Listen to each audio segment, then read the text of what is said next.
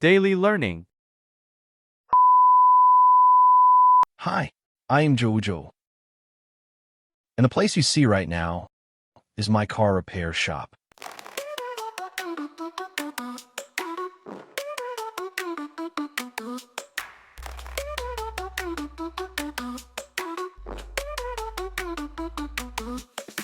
It may look old and a bit worn down, but this place has been mine for over 20 years. I started it when I was just 25 with little more than a second-hand jack, a rusty toolbox, and a stubborn dream. My hands were clean back then, but now they're rough and stained with grease. Marks of a life spent fixing what's broken.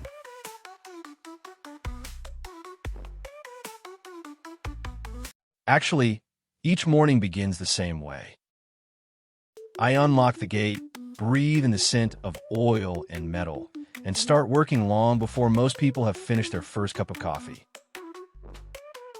Some say this place is dirty or loud, but to me, it's music.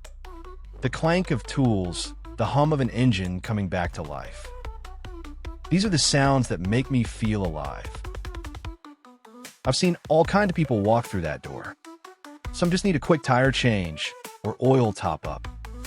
Others come in with stories written in the scratches and dents of their vehicles. Like Rio, a nervous young guy who rushed in one day, driving his dad's beat-up car that had broken down right before a job interview. I saw the panic in his eyes, so I dropped everything, fixed the belt, cleaned the throttle body, and got it running again. He looked at me like I'd save his life. All I said was, "Go get that job, kid." And he did.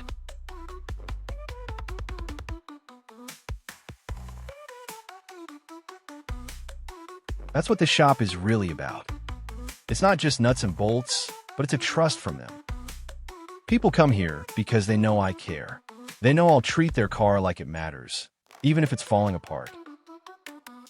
There were hard times too. Some months, customers were few, and bills piled up. I even slept in a back room once or twice when I couldn't afford to go home. But I stayed. I stayed because I believed in this place. It wasn't just where I worked, it was where I found purpose. My dad, who wasn't an emotional man, visited once. He walked around quietly, took it all in, and simply said, "This is yours. You built this." It was the most meaningful thing he ever said to me. I once had a helper, a smart young guy named Lehman. He learned fast, and after a few years, he opened his own shop in the city. He still visits sometimes, brings coffee, tells me how he keeps a picture of this old garage on his office wall. Says it reminds him where he started. I'm proud of that. Sometimes I think about what could have been. Maybe a cleaner, fancier job, a dealership with uniforms and air conditioning. But I'd have missed out on all these stories, like the old man who refused to give up the truck he'd driven for 40 years, or the couple whose wedding car I fixed an hour before the ceremony. My body's not as strong as it used to be. My back aches, my fingers are slower, but I keep going. I have a notebook near the counter full of scribbles and dates where I write down the cars I've fixed. If someone read it, they wouldn't just see repairs, they'd see a lifetime.